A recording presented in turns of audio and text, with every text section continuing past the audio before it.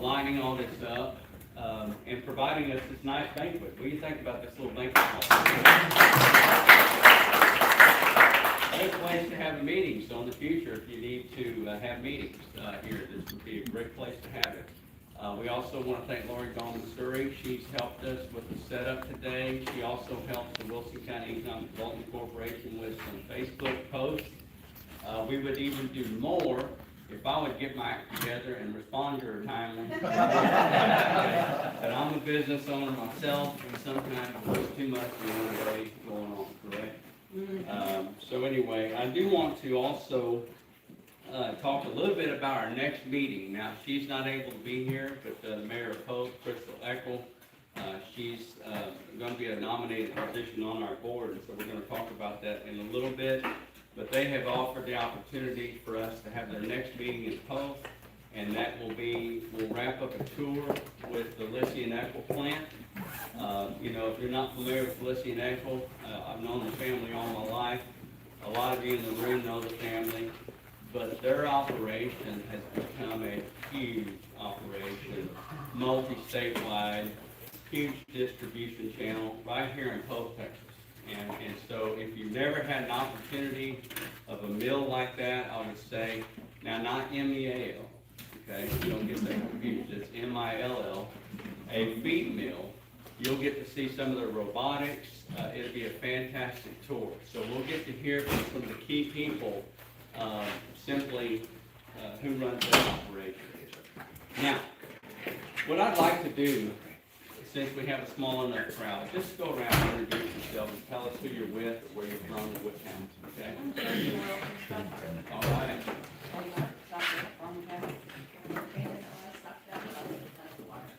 Sunco Water. I'm Rachel Draper. I'm here from the meeting board. Scotland, Hewitt, Michael Cologne, citizen, here to listen to our friends. And Kosciuszko. Thank you, Juice. There we go. All right. Donald Todd, I'm on the board of the development committee from Laverne. Marcelo Lighthouse, I am from Florida, but I married a girl from Lodi, but then I reside in Talavera. Perfect. Appreciate it. Ken Clockwood, Forestville, WEDC member. James Fraser, I'm also a board member. Lori Dawn Missouri, Stockdale resident. Jennifer Baird, Stockdale EDC. And Gina Mojica, City Secretary, Finance Director for Stockdale. Stephen Mayfield, city manager, Scottsdale. Derek Godless, Floresville, and also the chairman of the San Antonio Improvement Authority. I'm Mike Monreal, running for Wilson County Judge, and my wife Stephanie and I are outside of Florida. Hank Whitman, and I'm going judge here. Yeah. Praise Jesus. You asked me if I was running, I said, run for the county. Karen Morales, come to the mayor for Floresville, and I am up for re-election, so I would appreciate your support. Todd Deaver, Stockdale ISD Superintendent. Thank you so much. Now, in fact, we had overflow tables. We appreciate it. Josh? Yeah, I'm Josh Schneiker. I'm Senior Vice President of Economic Competitiveness with Greater SATX. We're the Regional Economic Development Organization. Yeah, so real quick, Josh, go ahead and tell them where you came from. Yeah, so I previously worked in Seguin as the Economic Development Director there for a little over 10 years. So just made the jump over to Greater SATX and looking forward to supporting y'all as a regional partner and helping you guys achieve your economic development initiatives. So one more caveat there. If y'all paid attention to what's happening in Seguin. Yeah, amazing. Thank you, Josh. Y'all did a fantastic job. Y'all are growing leaps and bounds over there. So, Daryl, our speaker. Daryl Brownlow, I'm the president of the Evergreen Groundwater Conservation District, otherwise known as the Senior Agent of Chaos. From Floresville. Thank you, Daryl, for coming today. Daryl just pulled a fast one on me. You gotta realize, we graduated from high school together. He was in '82, I was in '86. I called him a while ago, hey, because it was 11:30. I said, you coming? He said, yeah, I should be fine for tomorrow. And he said, it's a good thing I'm out the front door. All right, Stephen. Stephen Biotric, Pope City Council Pro Temp Mayor and local entrepreneur as well. You bet. Thanks for coming. John. John Vossler, Mission Rail Industrial Park. We've got the industrial development there since 2012. Thank you so much. Aaron? Aaron Wagner, CEO of Floresville Electric. Ray Lambert, President of Forest Economic Development. Thank you. Ben Lambert, sit on the board of the EDC in Floresville. Well, thank you guys for coming. Thank you so much. We do have food in the back if you want to grab something, have a shelf and do that. I do want to make an introduction of our board members and just real quick, talk a little bit about what we've been doing. When you start an organization, this organization is very young, and it started with a conversation with myself and Hank Whitman, and then Hank originally, Judge Whitman. Oh, Hank's right. That, you know, but Judge Whitman, and so so it was just an idea, and that's the way things get started. And the point was having something available in the county that people could go to, because we have EDCs in each of our towns, but we all know the reality is that they usually serve within their city limit area. And so there are needs outside the county, and we needed someone to kind of address some of those needs and be available for, whether it be negotiations, guidance, you know, whatever the case might be. So it got started, and it got started about a year ago. Well, when it gets started, you have a lot of bylaws to formulate. We started bylaws from scratch. We did a lot of different things. It takes a lot of time. You wouldn't think it takes that much time, but it does take a lot of time. So I want to thank the board that we have currently. And that's myself, Marcella Lehans. Marcella's in the real estate business, has been for 40 plus years in the Floresville area. Ken Cawthorn. Ken's in the tax business. He basically does taxes. They have Hampton Tax Group in Florida. Mr. James Frazier. You've ever seen the company F&W Electric on Highway 181 going out of town, out of Floresville? That's their company, family-owned business. We appreciate his guidance and expertise. Mr. Donald Fye, retired firefighter from San Antonio Fire Department, but also worked many years for a company that did a lot of events and promotions, like at the, Henry B. Gonzalez Freeman Decorating Center, you name it. Then we have J.C. Rubitz. J.C.'s the Stockdale EDC president. J.C. has been involved here in Stockdale for a number of years, but he's also head of the Joe and Freeman Coliseum activities there in San Antonio. And then we have Felicia Carvajal. Felicia is currently the EDC director at Lavernia, so we appreciate her coming on board. You're going to see here on a slide in a little bit, Crystal Ethel has agreed to serve as a member, and so we'll be voting her in shortly. So let's go ahead and start this real quick. I don't have a long presentation at all. I'll stand out of your way if you I'm going to be out of your way, but anyway. So, we spent a lot of time figuring out, okay, how should this be set up? Well, naturally, we could have been a public entity. Well, sometimes when you're a public entity, that's good and bad. Good that, there's public accountability, but also challenges that you have public meetings, and sometimes that can hamper negotiation processes, etc. Okay? And so we chose to set up as a 501c6 and membership driven. What we did is we followed a model that's working both in Medina County and Vernon-Kendall County and Greater SATX. I believe Greater SATX used to be the San Antonio Development Foundation, and they have switched gears to take a more regional economic development approach, okay? So who just walked in, this is Mr. Terry Worth. Mr. Terry Worth is a commercial real estate guy that does a lot with Mission Rail Park, and of course, I'm sure a whole slew of other entities. So thank you, Terry. You didn't say I've been in the business for 50 years, it's time. Well, I didn't want to say that. All right, next slide, please. Now, of course, our focus is job creation. There's a lot of the EDCs that are each in the cities. Of course, your focus is going to be on a lot of things. It's going to be job creation. It's going to be retail. It's going to be events. It's going to be a whole slew of things, okay? But really, in the end, our hope is to work with entities that we're really going to see a multiplier effect and, you know, really creating some real, good wage paying opportunities. Of course, vocational education workforce, that's a work in progress, but we know the need that we start seeing growth in an area, there's a need for those types of activities, being filled by a good workforce. Regional economic development approach, you know, soon after we formed this entity, the judge and I went to San Antonio, met with Greater SATX, and when we left there, we knew that, you know what, we need to be a part of this group, because these people, the Greater SATX folks are the movers and shakers in San Antonio.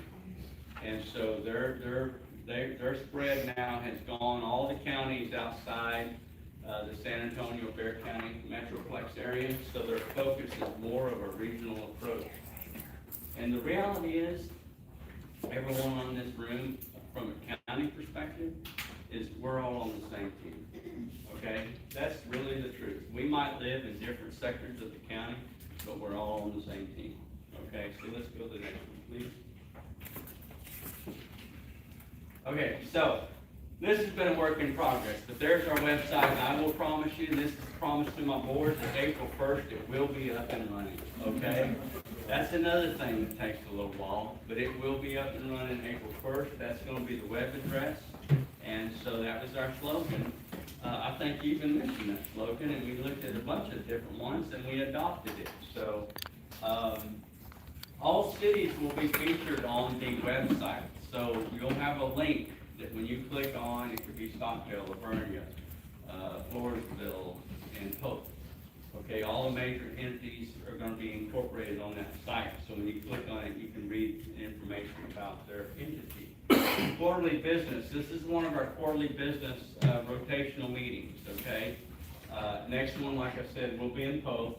And then we plan on developing more focus groups as we need to build out more of the vocational, educational, type things. That really needs to be a focus group. That needs to be a focus group that can bring people like Floresville EDC, for example. I know they've had meetings with Alamo colleges and a few others, but, you know, really as a county wide group, we need to have different people on that committee focused on, you know, getting that done countywide, you know. And so let's go to the next slide. Now, here's our current board of directors. I've already called them out. Okay, Crystal Eckel is proposed. Now, this is where I'm going to pause a moment. And technically, you know, our only voting membership at this point are our members, which at this point is our board. So I'm going to stop for a moment and tell you that our board members have committed to be members. And I hope you picked up a brochure, because there's information in there about becoming a member. So any of the business owners in the back, Phelps example, you know, anybody, we want you to become a member, okay? Think of this as a county-wide chamber of commerce, so to speak, but just focused primarily on business, okay? And so when you become a member based on our bylaws, then you have the ability to vote for these officers, all right, and these board members. Now, the other thing that you'll have an opportunity to do is serve on committees and, you know, things like that. We don't technically have to have a member be a committee. I mean, a member that has to be on a committee. They can be outside folks as well. But typically, we would have a person that is a member steering the committee, okay? The other thing, too, that's important, and I hate when you do this, I think I just had a Perry moment. I came up with another thing that's important, and I forgot what my point was. You know? Y'all remember when Governor Perry had 3 points, he forgot 2. He got 2 out of the 3 right, okay? So, but anyway, my point is, to become a member, we need you, all right? And that's kind of the point of that conversation. So at this point, what I want to do is open up the floor for a meeting to simply approve these slate of members here. Do I hear a motion from? President, I'll make that motion. Okay, and what is the motion? Motion to approve the board as presented. And we Okay, accept, Ms. Ackle as a member. okay, any second for that? Second. Okay, so any further discussion? Hearing no further discussion, I'll call for a vote. All those in favor say aye. Aye. Any opposed? Okay, and by the way, our board does have a quorum, so we're okay, there as well. So there's our new, slate for the year. But as you can see, we've got a good representation of different towns. We intend on having more of that selection, but this is a good starting place, and, we'll continue to build that out. So let's go to the next slide. So let's talk about some of the fun stuff. Like I said, philosophy is collaboration between folks like Greater SATX, Bear County, Wilson County, and, you know, our biggest industrial opportunity right here is at Mission Rail Park, which is north of the county. It shares 200 acres, I believe, in Bear, and the rest is in Wilson, so that park's over 1,000 acres, and so about 800 acres is in Wilson County. Now, I will tell you, and hats off to Stockdale, because they've got a nice little development they have over here, which is the business park. And you can see some new buildings going off over there. I believe that's all in the city limit, is that correct? It So that's also even awesome, okay? So anyway, hats off to Stockdale, they've got a great little development, going there. So let's go to the next slide. Okay, so at the last meeting, I talked a little bit about this, and I want to touch base a little bit on this. So this company is called Corp Global, and what they do is they manufacture a plywood type alternative product out of ag waste, you know, corn stalks, maize stubble, anything left in the field that's usually plowed back in the ground. They bale it up, take it to their plant, and they make it into a really cool product. It's going to be used in the furniture industry, etc.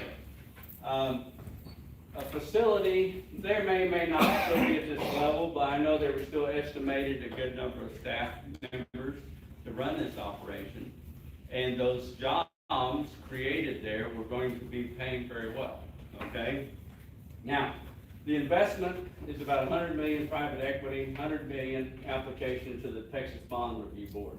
So you might ask yourself, well, what does the Wilson County Economic Development deal do? What have y'all really done for us? Well, it's easy for me to answer that question because I'm a volunteer, okay? So I don't have to work too hard to say what we've done for you. You know, there's people that get paid that sometimes do less than what we've done as a committee, okay? So I will say this right here was our first big project.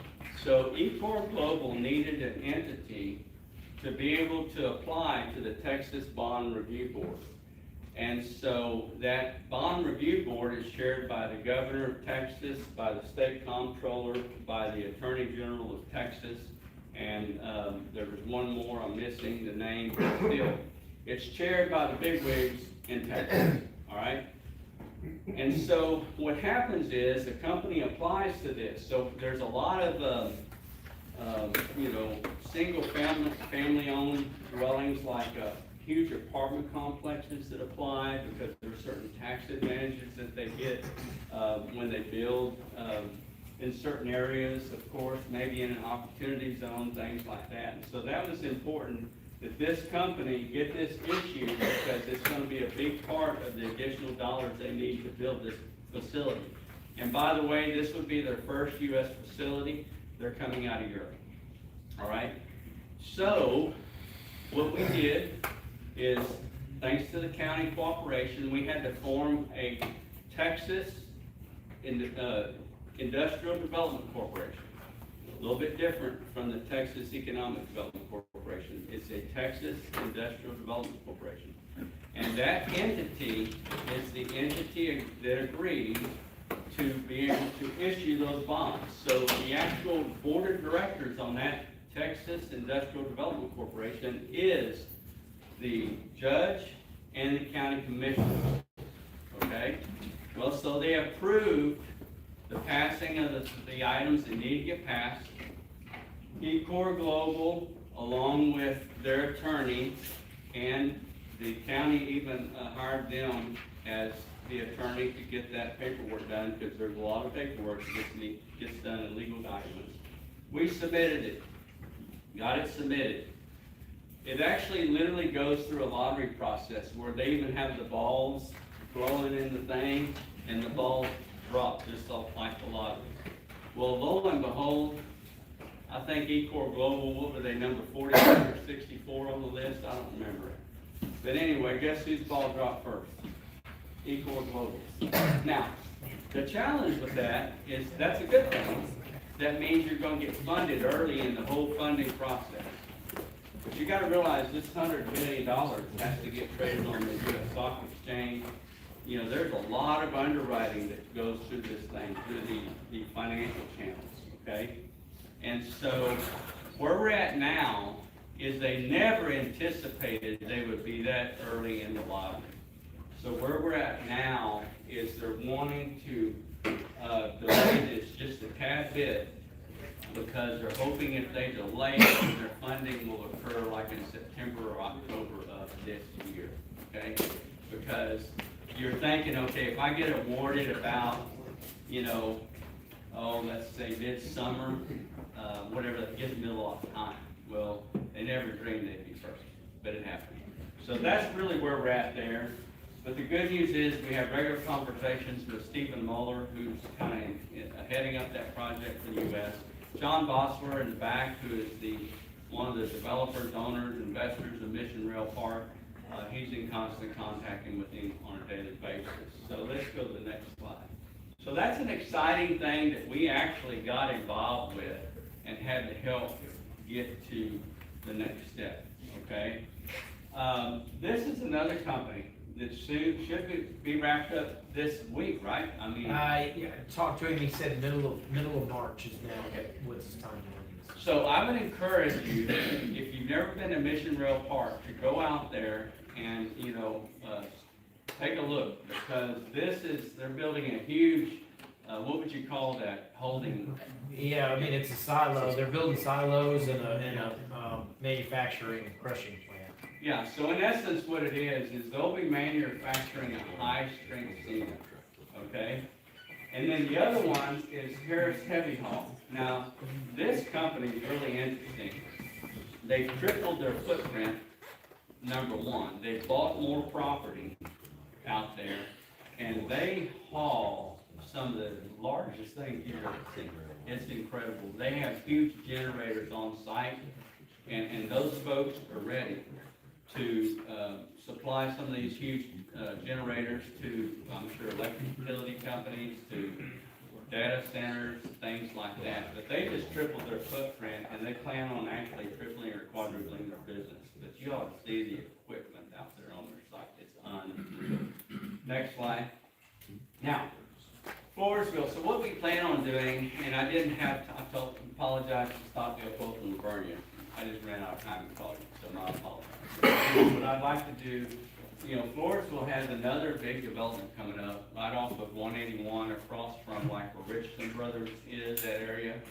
500 homes that's already been approved. If you drive by there now, you see all the silk screen stuff put up, ready for drainage and all those kind of things. And then of course the newest retail with the larger name is of course Sherwin-Williams. You know, it's coming across, get more lumber over there in that area. Post, I'm gonna let, Post, I think Steve did. Did you have any items you wanted to discuss? Post, right now, there's no active developments in the works, but I do know there are locations there that were attempted residential who decided to wait. So maybe that might be something to address those individuals later, and I do know at least 3 to 4 commercial properties in the area that are available for development. Okay, good. You know, that's something too, part of the reason Josh is down here is because he wants to meet with anybody from any of the city entities about properties that you might have available, maybe how we can help market some of those properties, etc. Okay?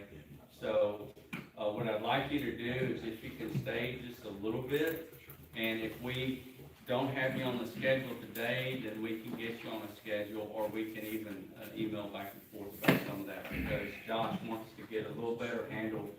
he's hired more for the outreach into our area, you know, through Draper. Stockdale, or do you want to add anything else in Portsmouth? Those are the questions that I have to ask, but I'll ask you. Okay, sure. No, we're gonna hire a new city manager tomorrow. Okay, And, awesome. So, did y'all hear that? They're hiring a new city manager in Floresville. I know they've been going through Yes, tomorrow will be his first day. quite a long process to get that done, so. All right, Stockdale, would you like to talk about a few of the items here in Stockdale? So currently, we're working with a developer on a subdivision here in Stockdale. Of course, it's not 500 homes, it's only gonna be around 60 to 80, but it is a start. Yeah. We have Ace Hardware coming in, probably in the next year.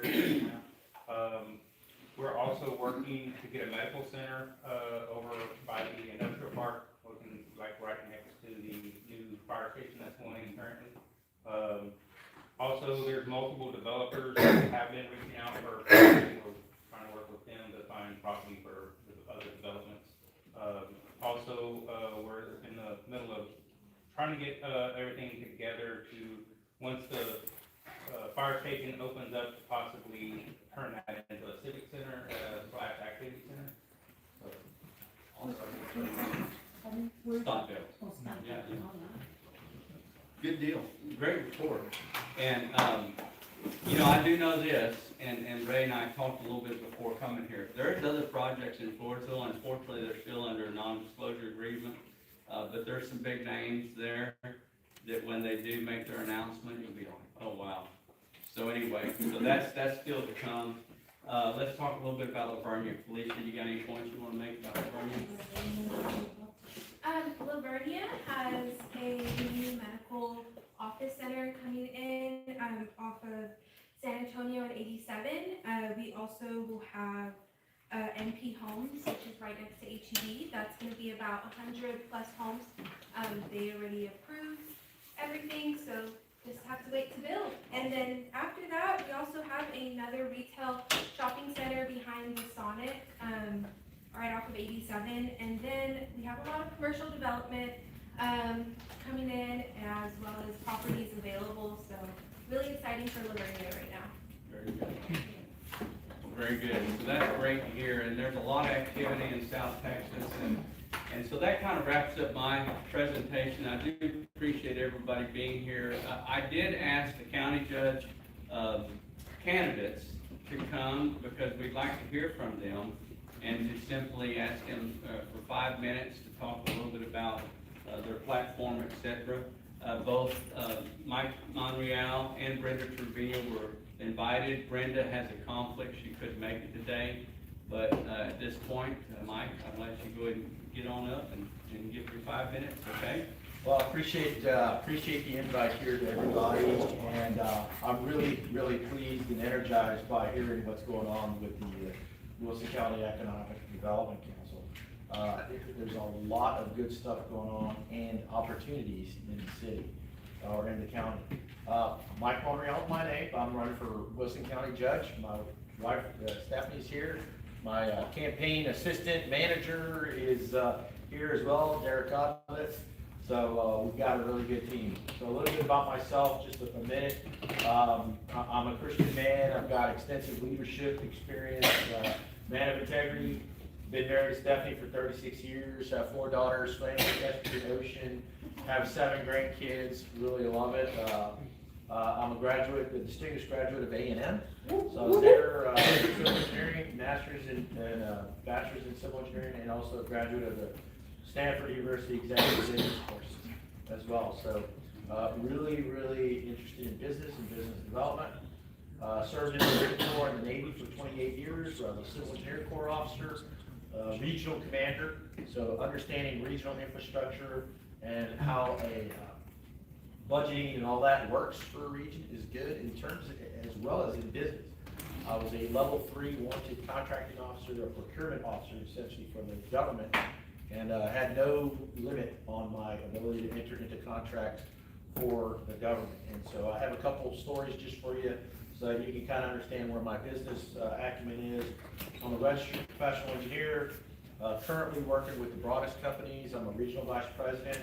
We do markets in project management, program management, construction, all across the state and the southeast.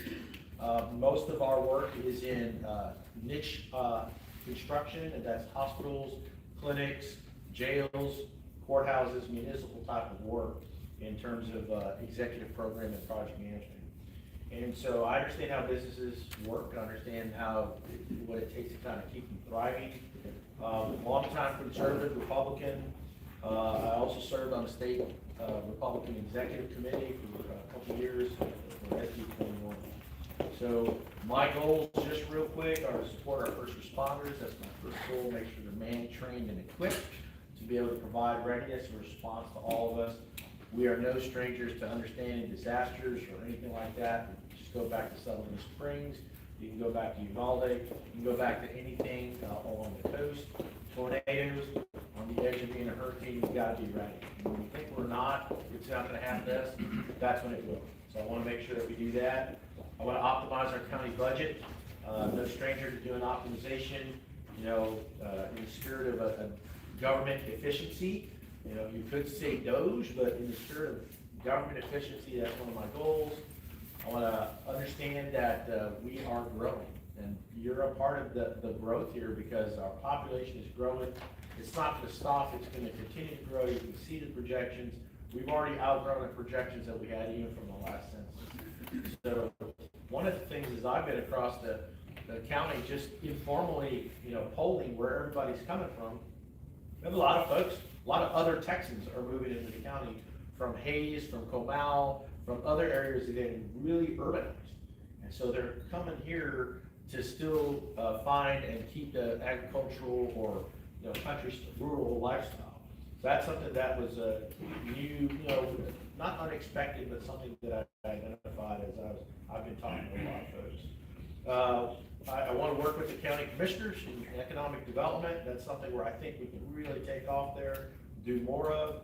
And some of the ideas that I've had, and I've spoken with some of you about it, protecting our ag lands. We're going to have a water discussion here shortly. That's critical to making sure that we understand our resources as we grow, how we protect our water, how do we increase our power supply. So Phelps is a big player of that. So definitely some ideas, things that I've done before while in the Navy. I've created desalination plants, and I've worked with municipalities in helping that. And the Navy was a partner in creating desalination plants.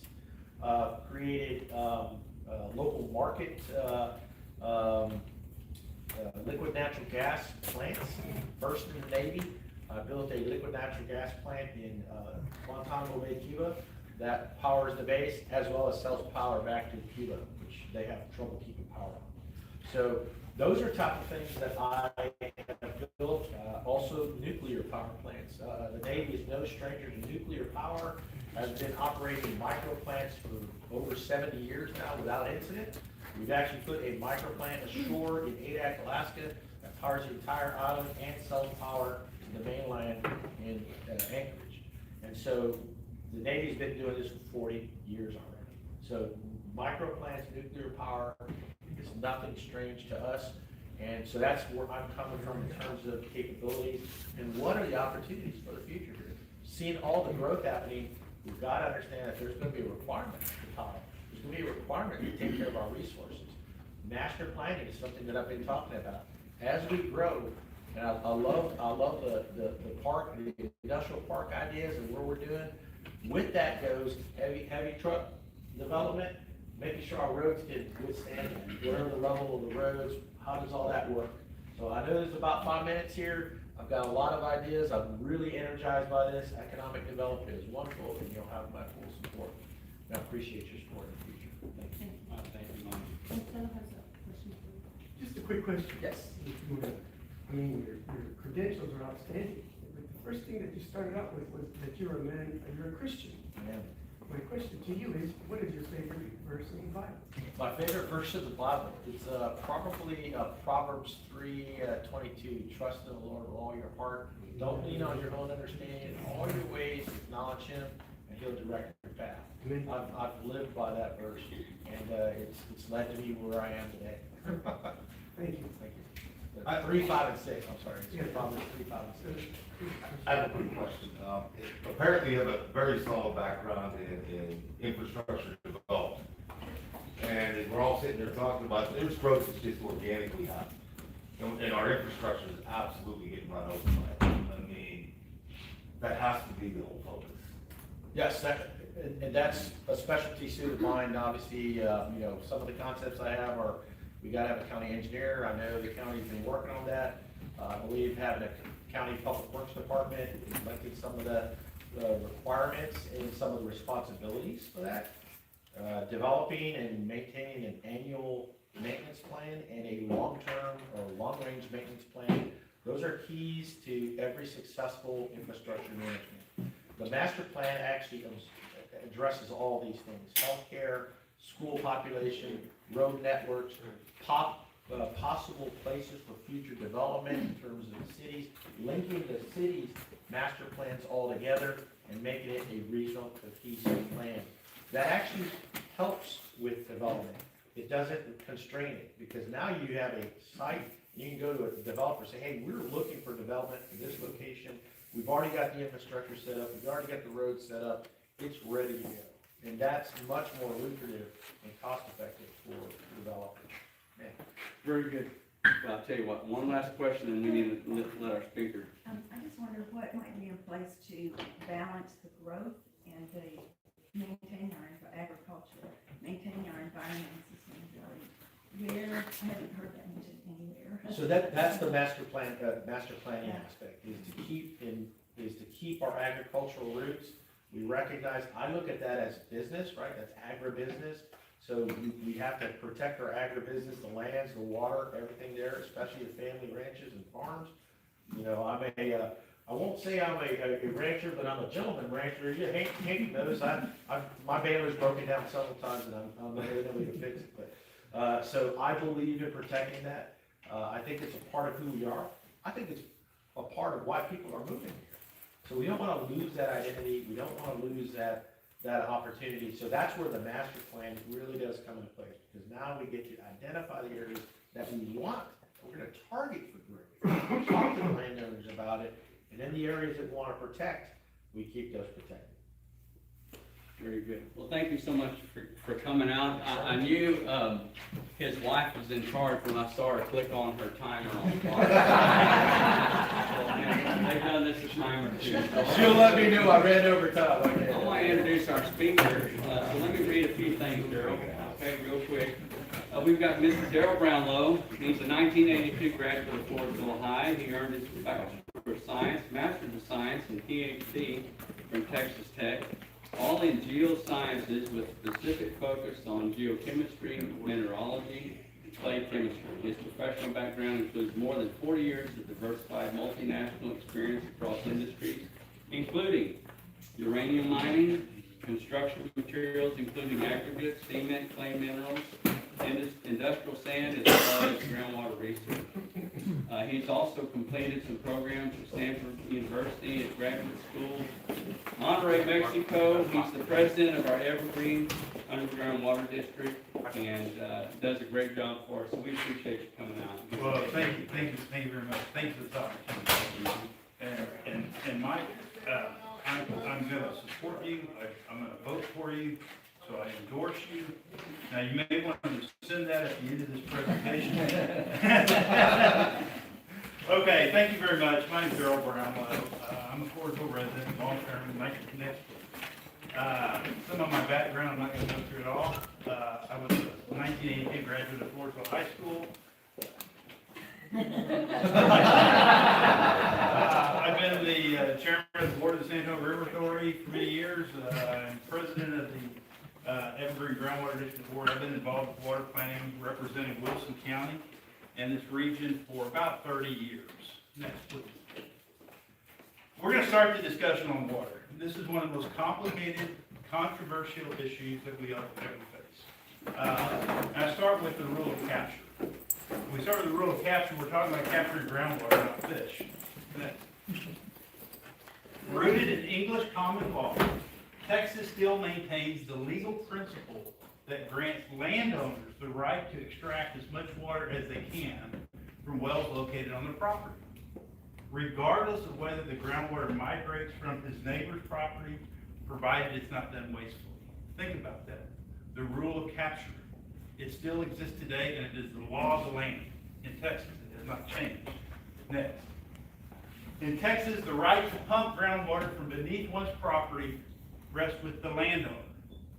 This right may be subject to rules or limitations, which it is. It may be sold, leased, transferred, or given away, but it starts out as a property of the landowner. Very important to remember and recognize. We are a property right state. We want to keep it this way, with limitations. Next, please. It's controversial because of the concept of rights to my water and rights to our water. When did my water become our water? And that's the fundamental basis for the last 4,000 years, creating the controversy associated with water. It's a collective right, it's an individual right, and that's where the conflict occurs. Managing that through that. I will tell you, 4,000 years from today, if people are still here, they will still be fighting over water. We are not going to solve this issue. We're going to get through difficult periods into more difficult periods. Next. Mr. Rogers said, everyone is an expert when it comes to managing their neighbor's affairs. But if you strike out affairs and put water, that's the perfect phrase. Everyone's an expert managing their neighbor's water. Next. What happens when a farmer wants to sell his water to a municipal or industrial water user? It's a private property right. Should the farmer, the irrigation permit holder, be restricted from selling his water if he is not using it for ag purposes? It's a private property right. Now this is going to go in a couple different areas here, so don't be freaking out yet. Next. Political influence. Laws are made in Austin. The big cities have more influence than the rural country. The rural folks have the water. The big cities need it. The big cities have the political representation much greater than the rural interest. So the laws will get slanted toward the big city interest. Plain and simple. Next. Formed almost 70 years ago, the Evergreen Groundwater Conservation District was created by a handful of peanut farmers in Wilson, Atascosa, and Frio counties to ensure that the Carrizo groundwater was not being wasted and that the farmers would have the necessary water to grow their crops. That's how it all started. Next.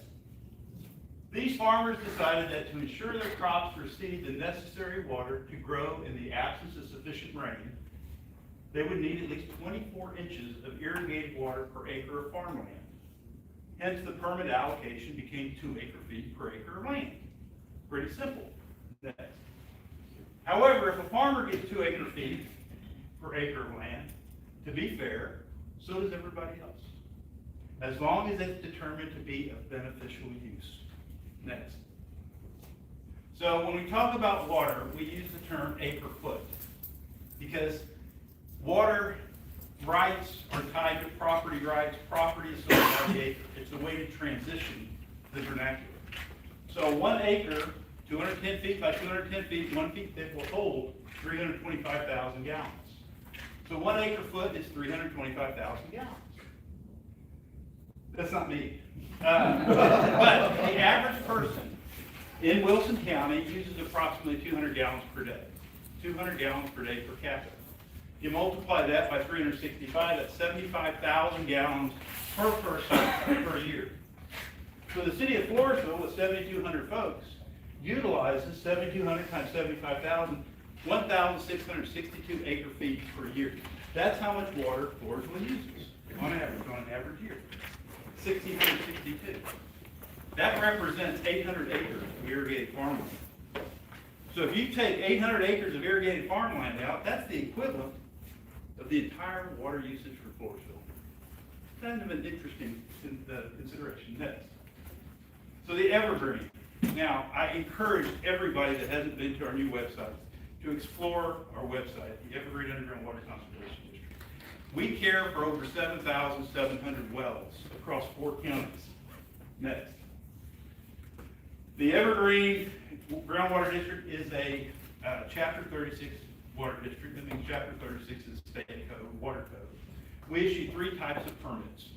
We issue municipal permits, including water supply corporations. We issue ag permits next.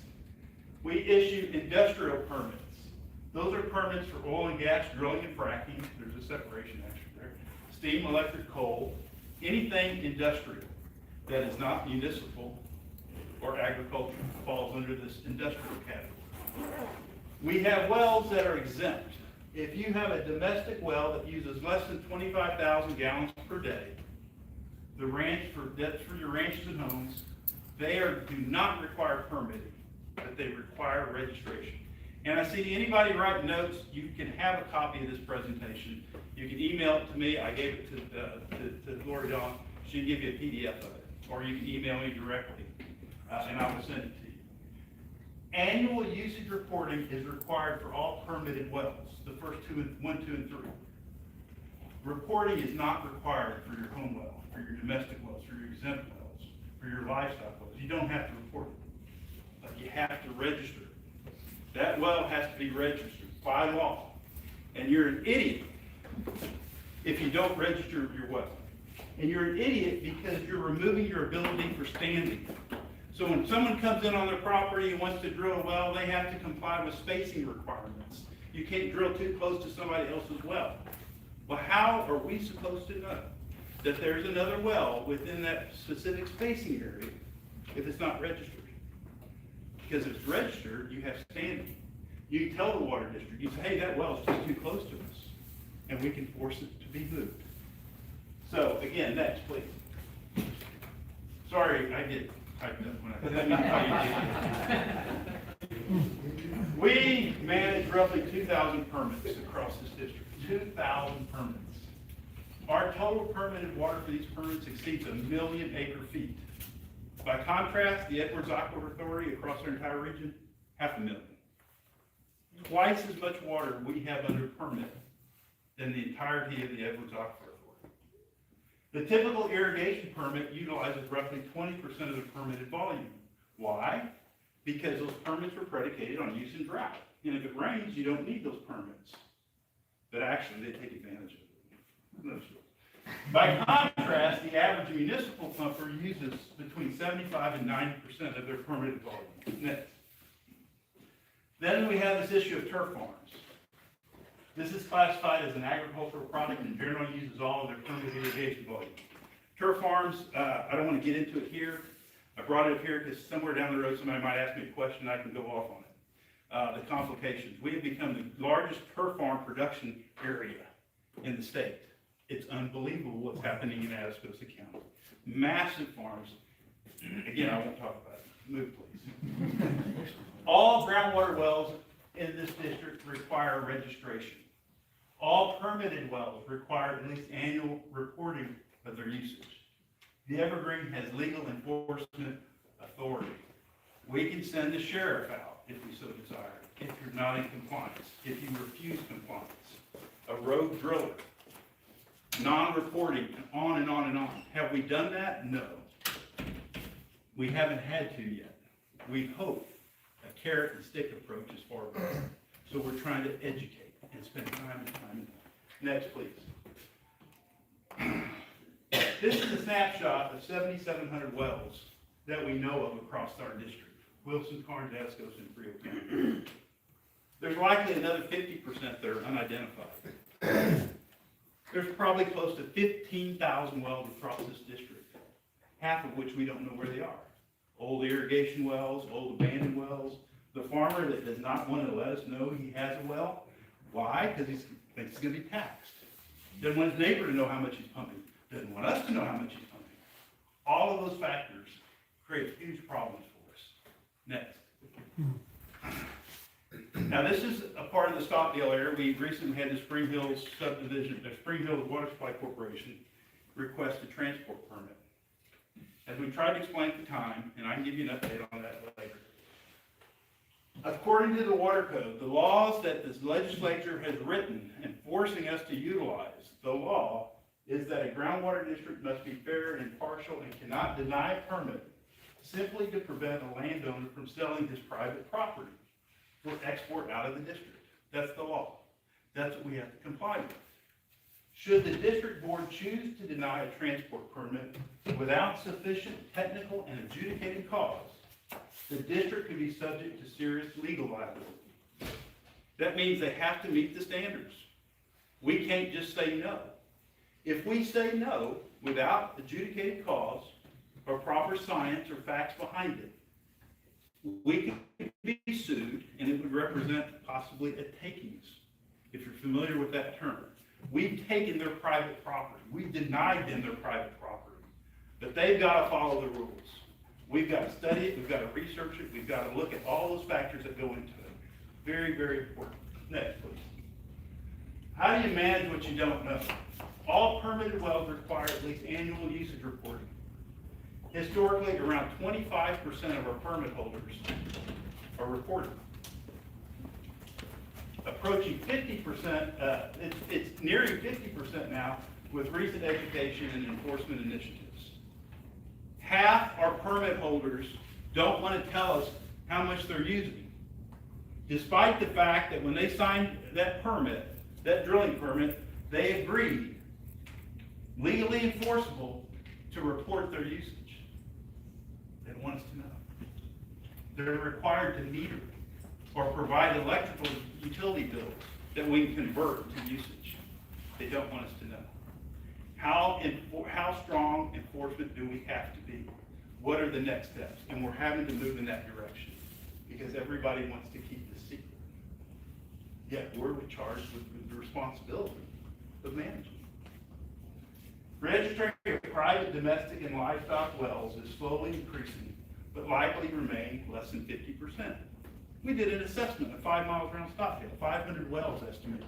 Less than half of them were registered. Everybody wants the evergreen to do their job and stop this and do this and do this. But we can't get people to participate, even though they've agreed to do it, even though it's the law. Who's responsible for this? We're a strange bunch. I tell you, we are strange. Next, please.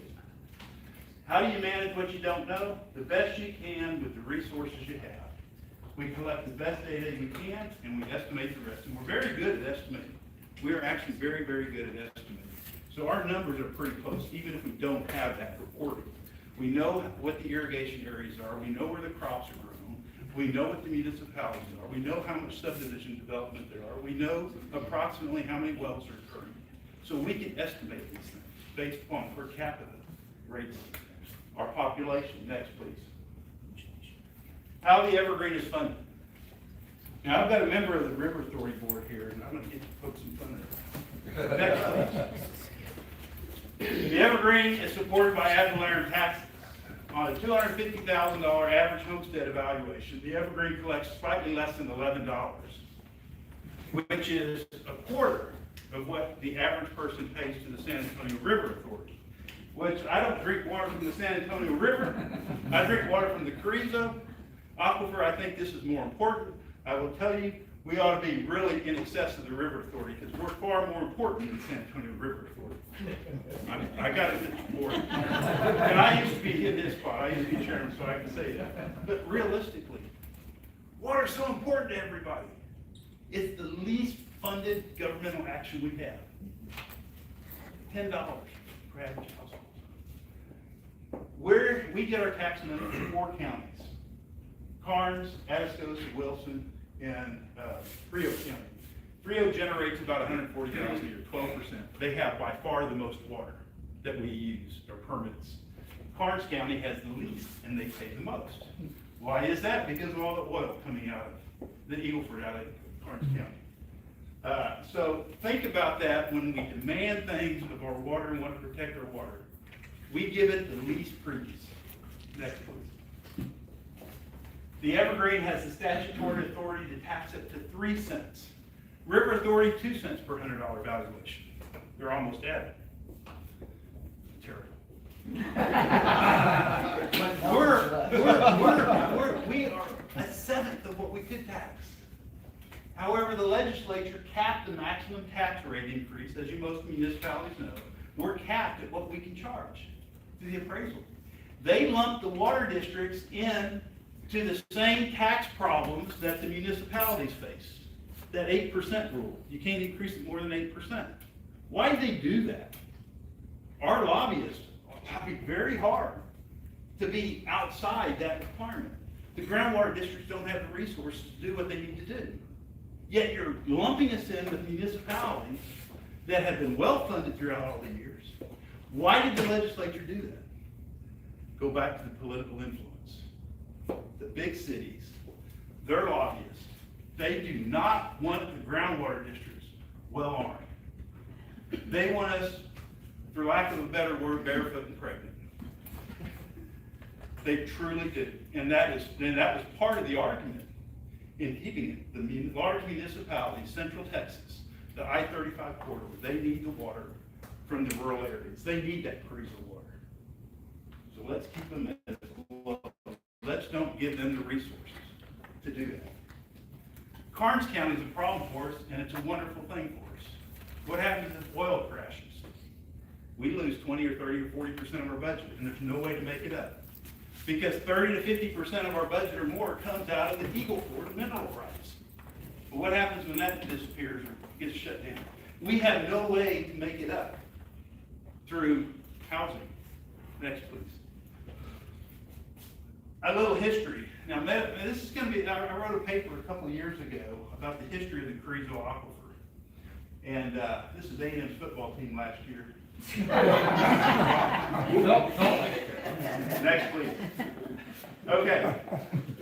This is a map. This is a map of South Texas, principally the Carrizo area. Wilson County is up here on the far northeast side. And this is Wilson, this is Atascosa, Frio, Zavala, Dimmitt, LaSalle, and Mullen County. Basically the Winter Garden Evergreen area.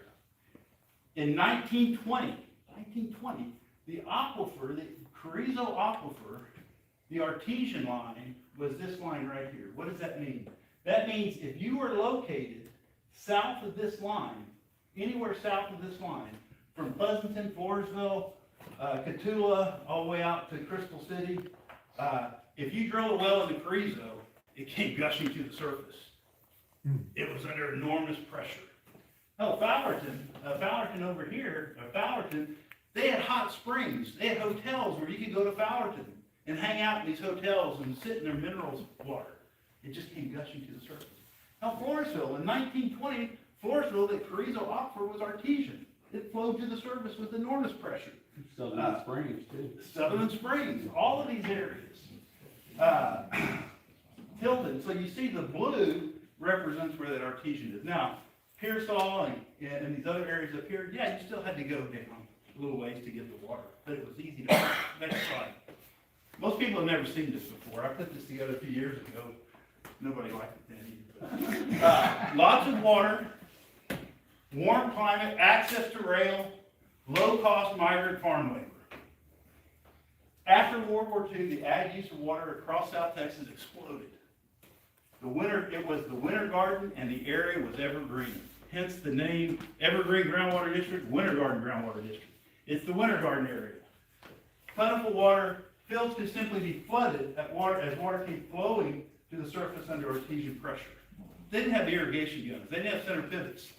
They opened up the taps, they drilled a well, opened up the taps, the water flowed down the canal, went down the furrows. That's how they watered. Next, please.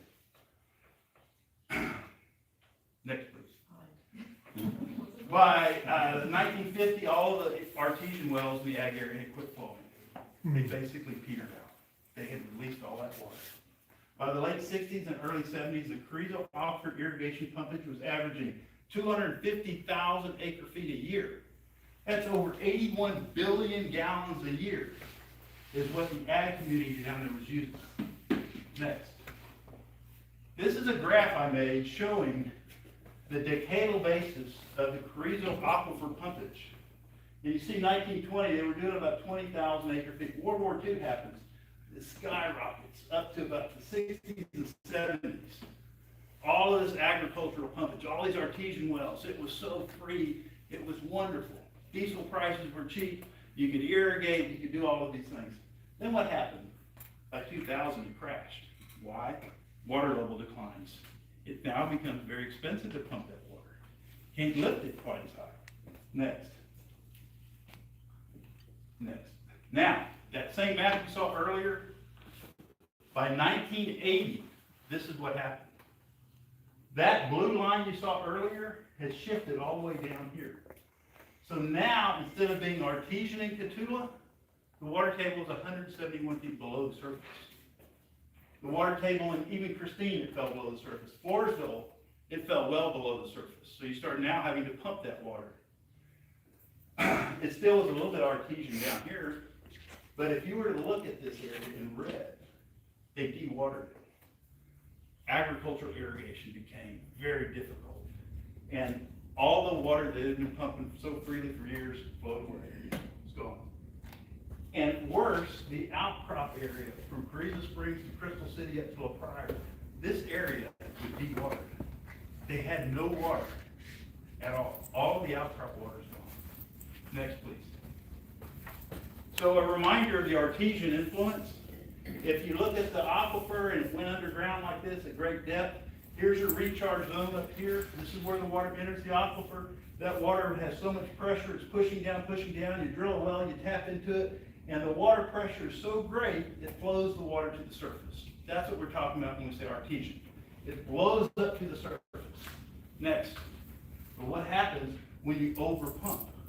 You drain the outcrop. You drain the outcrop and you drain it so far that now no longer is it flowing up, you're having to pump it. Now you've lost the artesian effect. Next, please. So what is this? How does this happen? Aquifer levels are no different than your checking account. Well, maybe some of those checking accounts. Aquifer recharges the deposits, that's what comes in. Aquifer pumping, that's the checks that you write, and your balance is the aquifer levels. They overdrafted. They didn't get no letters from, well, they probably did get letters from the bank as they went bankrupt. Farms and ranches, they just couldn't sustain it anymore because unmitigated overuse, overpumping, lack of management, lack of understanding. They thought it would last forever. Next. So the Wilson County geology. Let's get very specific to Wilson County. And this is, I think some of you may find this really fascinating. Some of you may be asleep. I'm sorry. Next. If you look at Wilson County, two key materials dictate how water moves through the underground. Clay content and sand content. That's all it amounts to. Clay, amount of clay in the soil, amount of sand in the soil. That's what controls water movement. The more clay you have, the slower the water can be released. The more sand you have, the more. Next. So if we take the geology map, the surface geology map of Wilson County, this is what it looks like. This area up here is the recharge zone. If you're in this area here, this is where the water that comes into the aquifer, the Carrizo aquifer, comes in. It has to fall right here. It falls right here, it doesn't do us any good with respect to the Carrizo. It is good because it reduces pumping out of the Carrizo, the demand. But this is the recharge zone. All these other colored lines, areas, represent different formations with varying amounts of clay and sand in them. So each of them kind of has its own unique water characteristics based upon the amount of sand and clay. Next. If we did a slice right through the middle of Wilson County, this blue line, and turned it on its side, let's see what the subsurface looks like in Wilson County. Next. What you have, and I'm sorry if you can't see this, I keep getting wet. But here's the entirety of Wilson County from near Calaveras Lake all the way to Fall City. This Carrizo aquifer, this massive sand dune, hundreds and hundreds of feet thick, is on the surface right here. That's that recharge zone. This is the area that dips down at about 100 feet per mile as you go toward the Gulf Coast. Then you have the Queen City, the Sparta, the Yala. These are your key aquifers, the Carrizo, the Queen City, the Sparta, and the Yala. The brackish aquifer that's very, very important to our future is this Wilcox beneath the Carrizo. Next slide, please. So if we drill a well in the recharge zone, northern part of Wilson County, we go down about 400, 500 feet. We hit the water about 150 feet below the surface. Very good water. The Carrizo aquifer, by the time you get to Florida, you're having to drill 1,500 feet deep. You hit the aquifer at about 1,000, but its total depth is about 1,500 feet. By code, you're drilling all the way down to 2,500 feet. Why is that? Again, the Carrizo drops. It's separated from these other aquifers by these clay units, the Reclaw, the Wedgies, the Cook Mountain. So they don't intermingle. So if you're anywhere along here, I can tell you exactly what aquifer you have available to you, what depth you need to drill. We know all of those things. This is the subsurface geology. Next, please. Now, the really cool thing about it, too, is the geothermal gradient. For every 100 feet you go below the surface, your temperature decreases 1.8 degrees Fahrenheit. So, it's 75 degrees is the water temperature here. By the time you're in Fall City, the Carrizo water is 140 degrees. Now, with temperature, the water quality is affected by the temperature. Simply put, imagine a bar of ivory soap you put in freezing cold water. It doesn't dissolve, it just stays there looking at you. You ask me why you did that. B, put it in a bowl of hot water, it dissolves. The same thing is happening with depth. Next slide. So we're very fortunate. We are probably in the best water scenario in the entire state of Texas right now with respect to the availability of our resources. Truly outstanding and remarkable, that Carrizo aquifer and what it has done for us, even after these huge abuses that have taken place in the aquifer out west. And that is because the Carrizo aquifer has an average total dissolved solid content of 250 milligrams per liter. 250 milligrams per liter. This TCEQ says it's got to be less than 1,000 to be considered potable drinking water. And we're a quarter of that. The TDS stands for dissolved solids. That's the amount of salt and nitrates and other chemicals that are in that water dissolved. Extremely pure. All you got to do is take the iron out of it. It's a small amount of iron. This is a half the quality, and this is 3 times the quality of Edwards aquifer water. Beneath the Carrizo is this Wilcox, which is a brackish water supply, and it's 2,000 or 3,000 parts per million. So it's not potable. You can't drink it without treating RO plants. Now everyone jumps to the Gulf of Mexico and says, we got all the water in the world down there in the Gulf of America, down in the Gulf of America, we got all the salt water, huge amounts of water. Why don't we just desalinate it? Well, to desalinate salt water, you're having to remove 34,000 milligrams per liter to make it fresh, versus 2,000 or 500 or much, much less. The amount that you have to remove affects the amount in water quality. Next, please. So how much groundwater do we have and how long will it last? That's what everyone wants to know. And we don't have any left time, sorry. No, just, stop, next slide. We're actually in very good shape. Some may not believe it, but we actually are in pretty good shape. If we take that same cross-section of Wilson County that we're showing earlier and make it a little more sophisticated, highlight the Carrizo Wilcox, highlight the Queen City, and highlight the Wilcox, our 3 primary water sources for Wilson County. And we project out for the next 50 years an annual pumpage volume. How much water could we pump for the next 50 years on an annual basis? You know, what would it look like? And that's how we manage our water. And I'll show you this in a minute. But suffice to say, the current models that we're working with say that we could pump as much as 38,000 acre-feet a year, every year for the next 50 years out of the Carrizo Wilcox, and still have plenty of water in the Carrizo Wilcox. We could pump an additional 900 acre-feet out of the Queen City, but we could pump an additional 87,000 acre-feet out of that lower Wilcox. Now that would have to be treated. That's RO, that's brackish water, but it is there and it is available. And San Antonio Water Systems is targeting that. Next, please. So the regional water plan projections for Wilson County show us having a demand of about 28,000 acre-feet per year for the next 50 years. About 28,000 acre-feet per year, with supplies of about 38,000. That was the number I was showing you previously, giving us a surplus of about 12,500 acre-feet per year.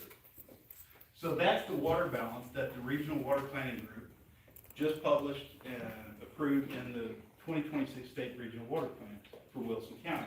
Next slide. So where does that demand number really come from? Well, in the regional plan, we have to make assumptions. And we break the water supply into 5 different categories: irrigation, municipal, mining, livestock, and industry. Now you'll notice there's nothing for industry, because the regional planning process projects backwards, it doesn't plan forwards. It's the government.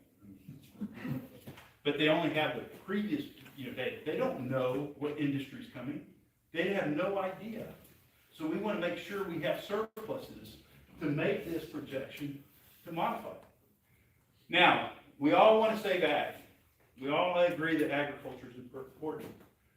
So from a planning standpoint, we don't want to upset the agricultural industry. So we keep the irrigation number at 12,500 acre feet across the board. We say we have to preserve that irrigation number across the board, 12,500. We don't want to upset the farmers.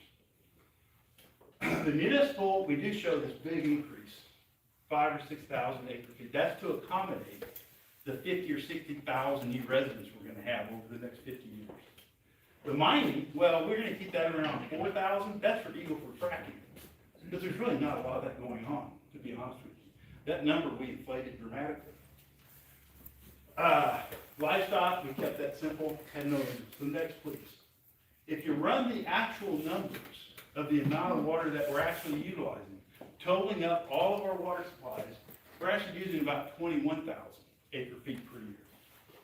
We're using only about 800 for mining. Now, we had allocated 4,000, and for irrigation, we haven't used 12,500 acre feet since 2014.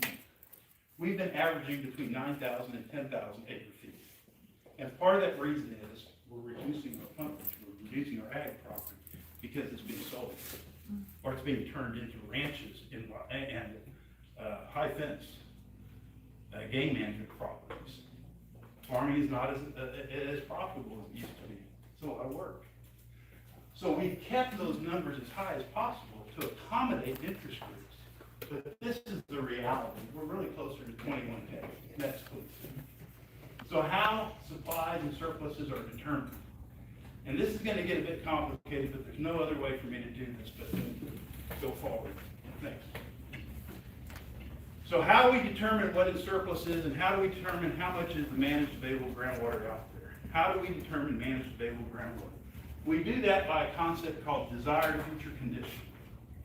We decide, as a regional project, groundwater districts within a groundwater management area, we decide, approved by the local boards, what we want the future of the aquifer to look like in terms of drawdown, from where we are today to where we'll be 50 years from now.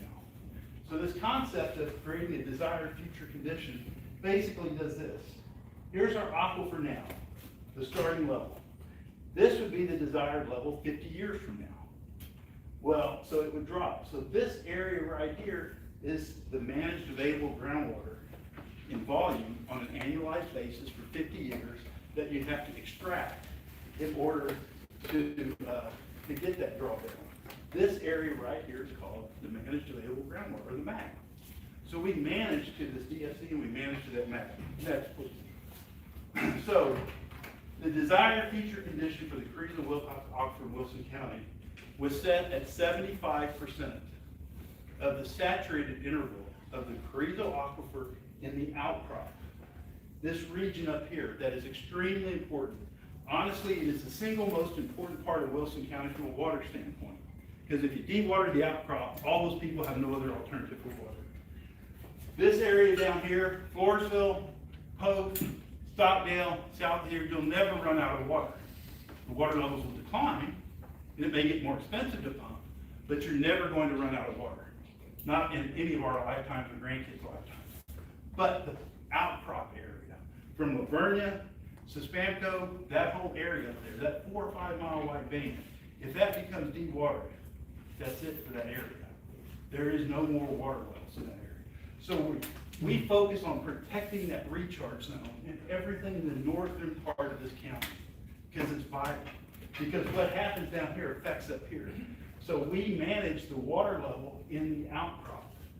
And that's based upon, and here you can see the scenario. We have the surface We have where we're at currently, which is the dry part. This is our current water level. When that water level in these monitoring wells gets to 75% of this interval, then we have to do something. We've hit the limit. This water's still there, but that's in reserve. Next slide, I'll show you what this looks like. So here's the top of the creek. We're pumping this at 38,000 a year, and we do that, we'll get to this point at 75% of this total saturated interval. All of this will remain in storage, but we will have depleted this area right here if we pump it at 38,000 a year for the next 50 years. Next. Yeah, you're gonna like that slide. No, go back. I'm not going through all these, I'm getting to the end of this. This is next one, please. So to summarize, Wilson County has a very healthy water supply situation with many options. We're managing that carrizo. We're managing it to a DSC and managed available groundwater. The Evergreen District is financially very healthy and has committed substantial resources to ongoing research and monitoring programs. And our management plans are adjusted every 5 years for conformance estimates. This is not an end product here. This is an evolving product. Every 5 years, we produce a new report and make adjustments as necessary. We have to stay out in front of this. And if it looks like we're encroaching on that 75% of that DFC too quickly, then we have reduction in permits and allocate permanent reductions if we have to. We create priority management zones, and we have to control that pumpage. Because I'll tell you, these are models, and models are just models. They're a function of the inputs. So that I'm just saying, to summarize, I think we're in pretty good shape. We do have a handle on it. The information's changing, but I do not think the industrial concerns or the municipal concerns about the future availability should be something that would prevent us from doing what we need to do for the growth, to support the growth in this county. I think we are in an unbelievably good situation compared to everybody else. Certainly compared to Frio County or Dimmitt or Zavala County or Comal County or Guadalupe County, some of these other areas that are just being hugely overtaxed. But it's going to be a fight. It's going to continue to be a fight. We've got a board, an Evergreen District Board, Sherman Posey with Intrepid Surveyors. He's one of our board members along with me. We've got some great board members. And I think as we move forward, you're going to see, I'll open it up for questions. But again, if there's anything here you'd like to see or have a copy of this information, I will give you, I'll make it available to you as a PDF. There's 30 slides that follow this that go into much more detail, but I had to cut it off somewhere. Thanks. Questions? Yes, sir. Two questions. One, just for my own understanding, the outcrop area that you were referring to just now, is that the same as, kind of similar to the recharge zone? That is equivalent to what we think, that is the recharge zone. Okay. The outcrop area equals recharge zone. Okay. As you think about the Edwards Aquifer recharge zone, this is the Carrizo Aquifer recharge zone. Okay. My second question is, I recently closed the deal just last week on the 278-acre property. The homestead had a well providing water to the house. And there was an old well with a windmill on it. It was being used for cattle, but, so my question is there a database that I could steer my clients to, that they can find out if the well is registered or not? They can call the Evergreen. We do this constantly. We have people, we're registering because of my activism on this front over the last year or two, and our constant training people. We are registering anywhere from 30 to 50 wells every 6 weeks to 2 months. And it's you're an compiling a enormous database? And we have this huge database. Okay. An incredibly sophisticated, multi-layered database. The Texas Water Development Board maintains a water well viewer system where they can go on the well viewer system and actually see if the Water Development Board has a record of that well.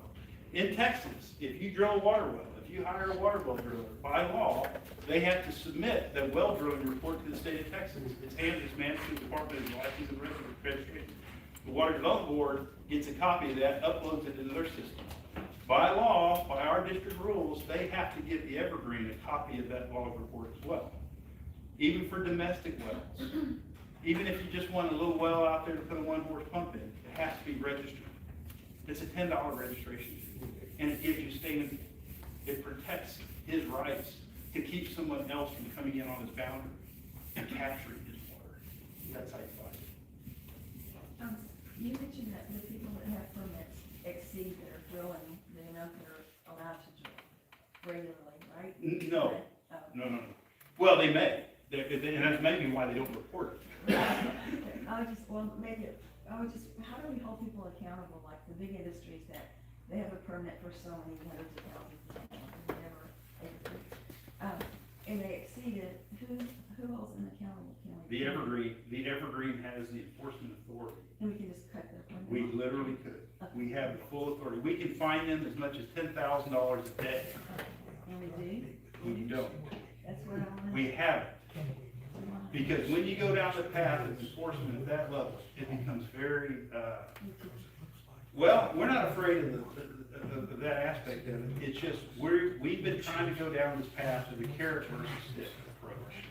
Now, I will tell you, we are issuing new rules that are gonna take place over the next 6 months to a year, and we're providing deadlines. So that, look, we told you missed this deadline, you missed this report, your well permit's being cut off.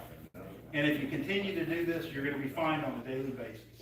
But it's a very difficult thing when you go down that path of starting to fine. And we're going to get this. We're going to have to do it at some point, unfortunately. Okay, I wanna close up questions for now. We wanna thank Daryl for coming out. You did a great job today. We'll get around and you can actually, ask more questions of Daryl, but I think this is a very important topic. The main thing I want to tell you, thank you for coming, because we had a good crowd. We had 31 people in here today. I hope that was a great crowd from all over the county. And the other thing I want to thank is the restaurant Little Italy here in Stockdale. This was made right here in Stockdale, Texas. The food was great, so we appreciate them doing that. So he'll stick around, I'm sure, for more questions, but that concludes our meeting. We appreciate you guys coming today. Okay.